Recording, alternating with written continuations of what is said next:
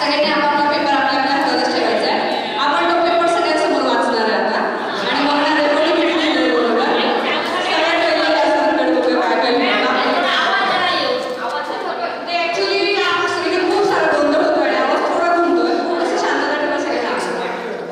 चालेल अडकळतच ऍक्च्युली अक्षर मला. ठीक आहे बघूया पहिले किती वस्तू लिहिल्या ते आणि सगळ्यात महत्त्वाचं म्हणजे मेकअपचे सामान लिहायचं होतं. दागिने वगैरे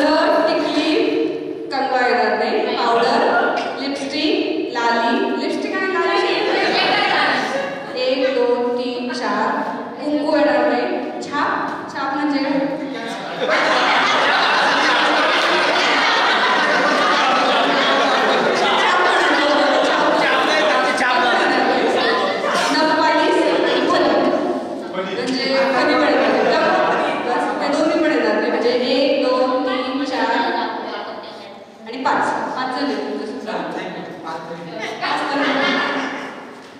नेल paint lipstick powder eye stick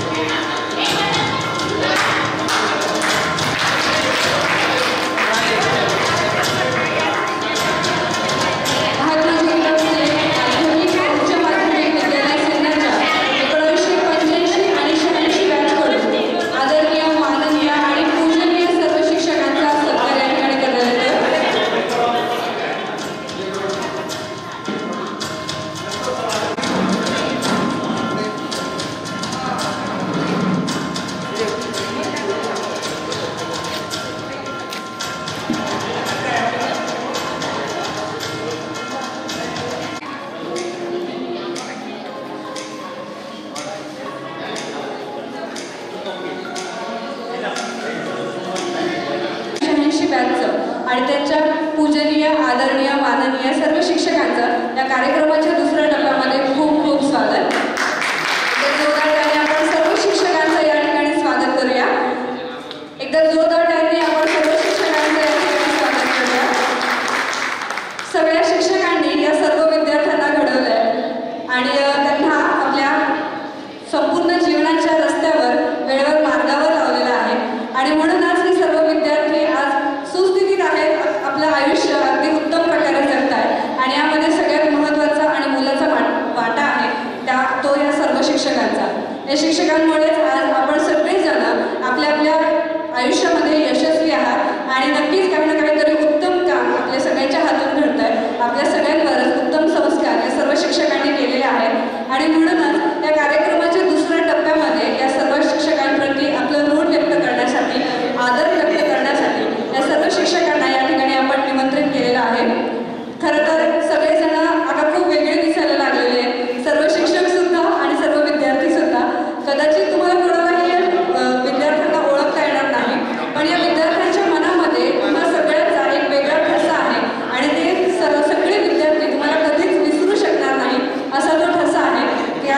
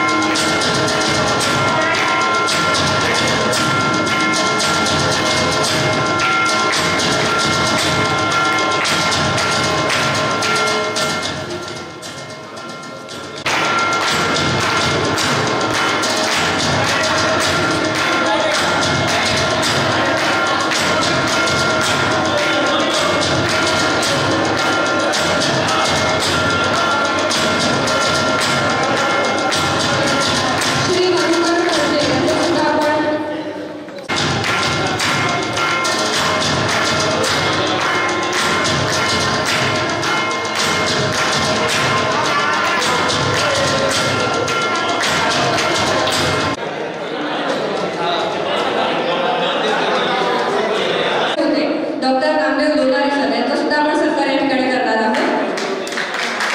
Lonare sir यांचा आपण सत्कार या ठिकाणी करतो आणि सोबतच कौशल पवार सर या दोघांसाठी आपण सत्कार करणार आहे. कौशल पवार सर या दोघांसाठी सत्कार या ठिकाणी होतं.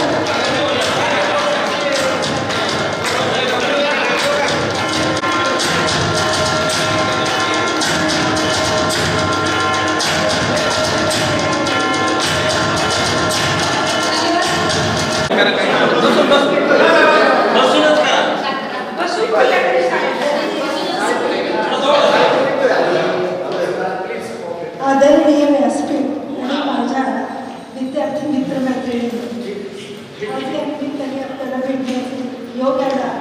खूप आनंद होत आहे. आपलं सर्व शाळेतलं रूप आणि आत्ताचं रूप बघून हृदय आनंदाने भरून आहे. असं आपलं जीवन यशस्वी घालवण्याचा प्रयत्न केला.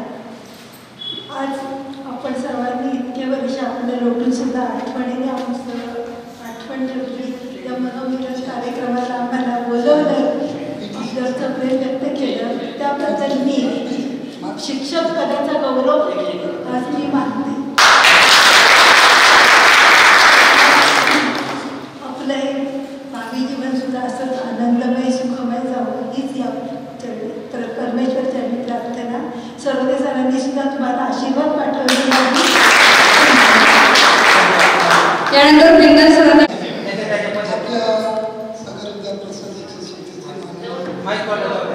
सरचिटणीस श्री लोणारे, माझे या विद्यालयाचे मुख्याध्यापक श्री मुंडे, माझे सेवानिवृत्त झालेले बांधव, शिक्षक बांधव आणि तुम्ही विद्यार्थी मित्रांनो या असं म्हणते की आजही तुम्हाला मी विद्यार्थी समजते. मी दोन मिनिटं मी बोलणार नाही, कारण आपल्या सर्वांकडून बोलायचं आहे. मी फक्त या निमित्ताने शिक्षण सांगतो की तुमची 86ची जी बॅच आहे आज जवळ तुम्हाला पुष्कळ वर्ष झाली. परिचयाची मुली फक्त कर्जे मला परिचयाची वाटले या ठिकाणी. बाकीचा जो काय सांगायचं म्हणजे चेहरे इतके बदलले, शिंदे गोष्टीचे चेहरे इतके बदललेले की कुणीच येत नाही. मी तुम्हाला कदाचित ओळखू आलो नसेल. माझे सहकारी दिनकर सर त्यांना मी ओळखू आलो नाही. बाबू सर आहे, दोंडे सर आहे. तर मुलींना मी एका मुलीला नावडीची आता ओळखू शकत नाही. ही सत्य गोष्ट आहे, कारण बराच कालावधी गेलेला. तर या निमित्ताने मी फक्त एवढं सांगतो की योगायोगाने आपल्या संस्थेचे सरचिटणीस श्री लोणारे साहेब या ठिकाणी आहे. आपली शाळा एकमेव शाळा आहे. आपल्या या विद्यालयामध्ये जवळजवळ 90 ते 95% एका समाजाची मुलं शिक्षण घेतात आमच्या काळामध्ये. आता झाल्यापासून त्यावेळेस सावंतवाडीचं कुलकर्णी यावं, देशपांडेंनी या शाळेत यावं असं वाटायचं आणि खूप प्रयत्न करायचे, पण ते होऊ शकतो. एकमेव शाळा आहे. इथं जे शिक्षक लागले बिचारे ते 5वीपासून 10वीपर्यंत सरळ होते, पुढे सेवानिवृत्त याच विद्यालयात. त्यामुळे पुष्कळचा परिचय झालेला आहे. या विद्यालयामध्ये अनेक विद्यार्थी शिक्षण घेतले. सरचिटणीसांना फक्त मी एवढी एक विनंती करतो की या विद्यालयामध्ये 2 विद्यार्थी असे होऊन गेले की ते IAS झाले. सारख्या विद्यालयामध्ये IAS होणं किती अभिमानाची बाब आहे. या 2 विद्यार्थी म्हणजे महात्मे मग सगळ्यांमध्ये पाठवतो. एक ठाण्यावरचा, एक आंधळे विद्यार्थी आठवण्याचा. या 2 मुलांचं त्या ठिकाणी कायम मागच्या विद्यार्थ्यांना आठवण द्यावी म्हणून कुठेतरी दर्शनी भागावरती त्यांची शिलालेखपासून त्या ठिकाणी लावावी त्यांची नावाची, त्याचं स्थान द्यावं. 1912 साली IAS झाले. या विद्यालयातील विद्यार्थ्यांना 6चा अभिमान आहे, कारण त्यांची नावं IAS 2012 महात्मे आणि आंधळे या 2. कुणी मुलगा आला आत्ताचा त्या वाचता तरी या विद्यालयामध्ये 2 विद्यार्थी IAS झालेले. IAS झालेला विद्यार्थी इतर शाळेत असतील नाही मी म्हणत नाही, पण आपल्याला खूप अभिमान आहे. तर एवढं त्यांनी ती कारवाई करावी या निमित्तानं फक्त मी एवढंच सांगू इच्छिते. बस बाकी काय. नमस्कार.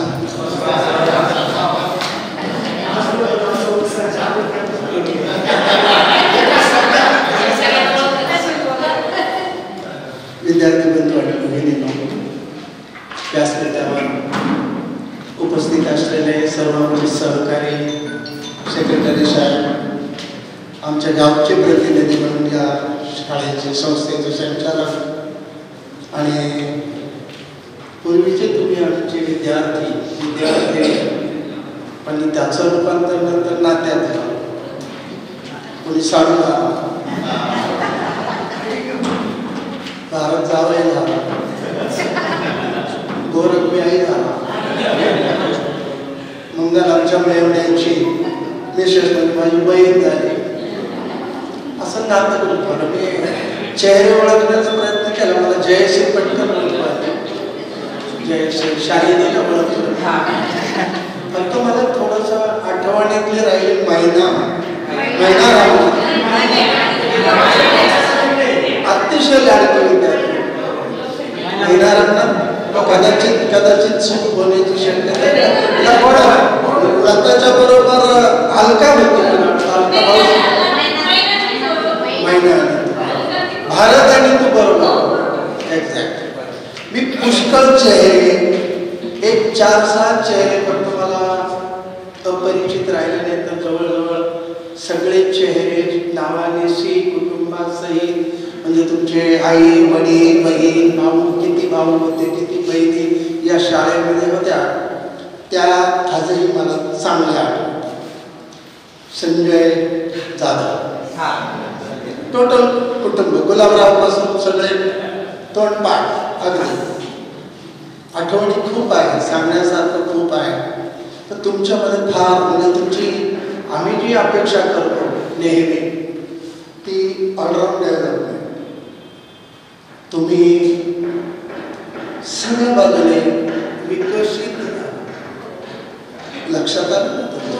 मला काय म्हणायचं, तुमची डेव्हलपमेंट चांगली आहे. सगळे आर्थिक असेल, शारीरिक जास्त झालं. खरं म्हणजे एवढी डेव्हलपमेंट नको. मी बघा कसं प्रमाणबद्ध आहे की नाही. डॉक्टरांना मानले म्हणजे तुम्हाला मान्य करावं. Slim but fit.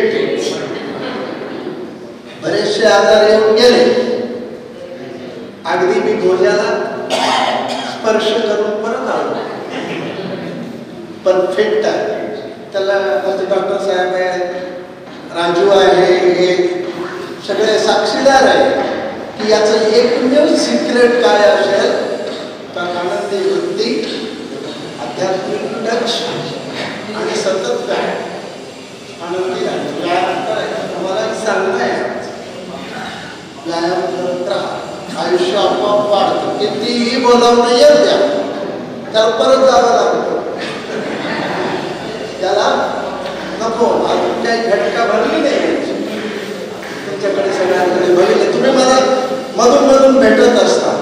बऱ्याचदा भेटत. आता जया कालच भेटली होती, कालच तिची चौकशी केली, मळव म्हणजे आता किती डेव्हलपमेंट आहे, किती काळ पुढे गेला. तुम्ही आजोबा आजी झाले नाही आणि त्याच अवस्थेतून गेलो. आता तुम्ही वर्षा 2 वर्षांमध्ये किंवा काहींची नातवंड पळायला लागली, काहींची बालवाडीत, काहींची बस गेली, कोणी फर्स्ट, म्हणजे परत पुढे गेला. खूप आनंद वाटतो. तुमची सगळ्या बाजूने प्रगती झाली. आम्ही थोडेसे श्रम घेतले नाही असं नाही. तुमची उन्नती व्हावी, तुमचं आयुष्य सुखात राहावं म्हणून त्यावेळेला आम्ही काहीतरी पेरलं. ते हे सगळं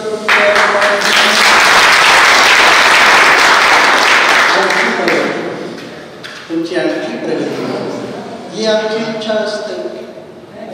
परंतु आता काही 2-5 मिनिटात आटोपणार आहे. 2-4 गोष्टी सुखाच्या सांगून जातो, भावी काळात तुम्हाला त्या उपयोगी करते. रोजची दिनचर्या, काही गोष्टी टाळायच्या असतात, काही स्वीकारायच्या असतात. काय टाळावं?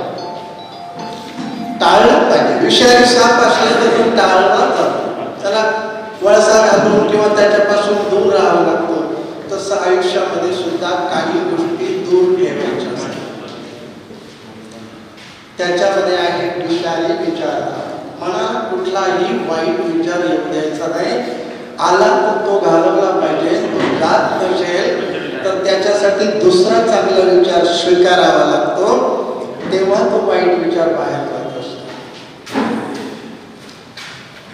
वाईट पुस्तकं वाचणं भरपूर आहे, खूप आहे, इतकं आहे वाचनासाठी हिंदी, इंग्लिश, मराठी, संस्कृत सगळं आहे.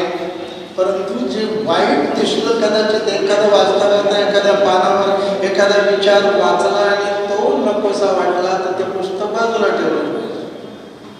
पुस्तकं पण बाजूला ठेवलं, पण ती वाईट पुस्तकं. बाकी तर सगळं जे जे चांगलं आहे ते वाचलंच पाहिजे, स्वीकारलं पाहिजे. आणखी वाईट संगतीनं चांगली माणसं बिघडतात, म्हणून ती संगतही टाळली पाहिजे. शेवटचं एक राहिलं आहे तो विषारी सापापासून दूर आहे. म्हणजे विषारी कुठलाही काहीही जे वाईट आहे ते टाळायचं. आपल्या मनाला विचारायचं मी करतो ते चांगलं आहे का, जेव्हा अंतर्मन आपल्याला सांगतं की हे टाळलं पाहिजे ते नक्कीच टाळायचं, ते फायद्याचं असतं. अपडेट राहा, अपडेट तुम्ही या प्रत्येकडे. आमच्यासारखी काय तुम्ही आधीची पिढी नाही की आता काय फक्त कम्युनिकेशन होईल एवढा मोबाईल असला पण झालं. आम्ही काय अगदी अँड्रॉइड किंवा स्मार्टफोन वगैरे वापरण्याचं आमचं वय नाही, किंवा आम्हाला ते तर माझ्यासारख्याला जमलं. इंग्रजच्या शिक्षकाला काय माहीत नसतं. मी मला सहज एक लेख वाचता पाहिलं तर कुठे गेला तो पूर्वीच्या काळाला साधनं काय होती, टेलिफोन घरात होता, आता काय मोबाईल घरात, कुठेही जा, अख्खं जग तुमच्या खिशात, तुम्ही इतके अपडेट आहात. पण ज्या दिवशी तुम्हाला नातू तुमचा विचारेल की what do you mean by this, त्या दिवशी मात्र तुम्ही माघारी घेणार हे तर मला येत नाही. साधं मराठीचं पुस्तक उघडून बघा, किंवा त्या मुलाने जर शंका विचारली की ह्या वाक्याचं पृथक्करण करा, मोठा प्रश्न, पृथक्करण आता काय करायचं, कारण आम्ही तर विसरून गेलो सगळं. मग तुम्ही तिथे माघारी घ्या, तुम्हाला अनुभव येईल. घरी जाऊन बघा, तुमच्या स्वतःच्या मुलांचं एखादं पुस्तक त्याने विचारलं की हे सांगता का पप्पा, अरे काय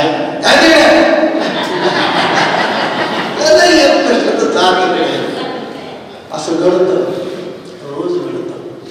माझ्यासारखा 60 वर्ष इंग्रजीचा अभ्यास केलेला माणूस अनेकदा म्हणजे टाइम्स ऑफ इंडिया दर रविवारचा पेपर घेऊन 8 दिवस वाचणारा माणूसही जेव्हा इंग्लिश मिडियमचं पुस्तक हाताळतो त्यावेळेला काय उच्चार करावा व्हायचा, काय उच्चार असेल. आपण एक उच्चार केला की टीचरने वेगळाच सांगितलेलं असतं. मग मुलं म्हणतात कुणाचं बरोबर, बाबा तुमचं बरोबर की आमच्या टीचरचं बरोबर. म्हणून तुम्हाला हे तुमचं नॉलेज अपडेट ठेवावं लागेल. वाचन सोडू नका, वाचन करत राहा. वर्तमानपत्राचं करा, इंग्रजी करा, मराठी करा. मराठी एवढं सोपं नाही. विधेय आणि उद्देश मराठीत शब्द आहे. तुम्ही मराठी शिकून गेला पण घरी गेला उद्देश म्हणजे काय, विधेय म्हणजे मोठी गंमत आहे. आम्हाला वाचून शिकवतात, प्रश्नांची उत्तर शिकवतात, निबंध शिकवतात, पण मूळ गाभा आमचा राहत जातो. मी आता सहज एक वर्तमानपत्रामध्ये मगाशी बातमी वाचली, त्याच्यामध्ये म्हटलं होतं की 1ली ते 12वीचाच अभ्यासक्रम परीक्षेला असतो. आपल्या मुलांना सांगायचं की हे चांगलं केलं तरी राहिलं पाहिजे. नुसतं इंग्लिश मिडियम मुलांची कपॅसिटी बघून मुलं टाकायला हरकत नाही. परंतु काळाच्या बरोबर आपणही आधी अपडेट राहा. आपली परीक्षा घेत चला, पुस्तक वाचून बघा, प्रश्न सोडवून बघा आपल्याला किती येतात, आणि मग आपण म्हणायचं की मी ग्रॅज्युएट आहे, मला एवढं येतं, मला तेवढं येतं. त्या मुलांच्या मानाने आपलं नॉलेज फार कमी पडतं. म्हणून आपण अपडेट राहा. एकमेकाची सोबत तुम्हाला आहे, तुम्ही एवढे पटकन लगेच जमा होत नाही, किंवा एकमेकाशी कॉन्टॅक्ट करून आता खूप एक माणूस बोलता 50 माणसांचं संपर्क साधू शकतो विदिन अ सेकंड. काही वेळामध्ये आपण या सगळ्या गोष्टी करतो. आम्ही आता जर संस्था मिळावा आहे आपले सगळे विद्यार्थी भेटतात, खूप प्रगती झालेली असते. काही विचारे थोडं दुर्दैवी समजा ज्याला घेता नाही आलं, पण ही ऊर्जा एकमेकाला, ही एनर्जी आपल्याला काही दिवस आम्ही बघा कशी अजून फ्रेश होते. स्मृती काही जात नाही, स्मृती जाऊ नये म्हणून याच्यासाठी थोडंसं काही गोष्टी अभ्यासायच्या असतात. अभ्यासाने सगळ्या गोष्टी सहज होतात. आपला ब्रेन आपल्याला जर शाबूत ठेवायचा असेल तर आपल्याला सतत काही ना काही त्याला कार्यरत ठेवलं पाहिजे. जर तुमचा मेंदू कार्यरत ठेवला नाही तर तो नियम आहे. माणसाची शेपटी गळाली तुम्हाला सांगितलं असेल नाही का, डार्विनचा उत्क्रांतिवाद, की ज्या अवयवाचा वापर केला जात नाही तो आपोआप निसर्ग नियमानुसार नष्ट होत जातो. तेव्हा आपली बुद्धी शाबूत ठेवावी शेवटपर्यंत. निदान 80व्या वर्षापर्यंत आपल्याला सगळे एका नजरेमध्ये असतं. मी त्याचे कालच एक झाला प्रोग्राम, तिथे पहिल्या रांगेतल्या 5 मुलींचे नाव मी एकदम फटफट फटफट देऊन टाकली. ही वसुधा, ही महिना, ही आम्ही सगळ्या मुली आठवतात. 30-30 वर्षाच्या गॅप नंतर. आता तर संजूची माझी भेट तर किती वर्षाने. चला काय हरकत नाही, पण अशी जरी वेळ झाली नाही ना. आम्ही खेळाचे शिक्षक आहोत. कारण आपली कंपनी म्हटली की स्पोर्ट्स पर्सन, मी पण स्पोर्ट्समन आहे, पण मी कधी तास घेतले नाही. कारण मी सरांपेक्षा जास्त स्पोर्ट्समन आहे. कारण मी कुस्ती खेळलो, कबड्डी खेळलो, नुसतं शालेय कामात नाही तर मी युनिव्हर्सिटीपर्यंत खेळलेलो आहे. वेटलिफ्टिंगमध्ये माझं वजन 48 किलो होतं आणि मी 100 किलोचं वजन उचलत होतो. एवढी खेळताना शक्य होतं. प्रयत्न केला तर सगळं शक्य होतं. सत्कार केला, बोलायची संधी दिली आणि आपला परिचय जोडला. संजयच्या बाबतीत सांगायचं राहिलं की जेव्हा जेव्हा मी सासरवाडीला जातो किंवा माझ्या बहिणीला तुझा घरावर जातो, मला पटकन तुझी आठवण येते. अरे आणि तुझी वडील ते आमच्या बहिणीला तिथे राहतात, ते लोंढे गेले. तो खूप जुना परिचय आहे. गुलाबची मला आठवण, मी भाऊसाहेबला परवा लगेच सांगितलं, संजय काय सांगतो, गुलाबचं बोल. ठीक आहे, तुमच्या भेटीनं आनंद आला. सगळ्यांच्या वतीनं तुमचं आयुष्य सुखात आहे, त्यात आणखी भर पडावी. सुखी व्हा, सौजन्यपूर्ण सर्वांची वागा, अशीच आमची परत आठवण ठेवा आणि आम्हाला रजा द्या. धन्यवाद. जय जोशी.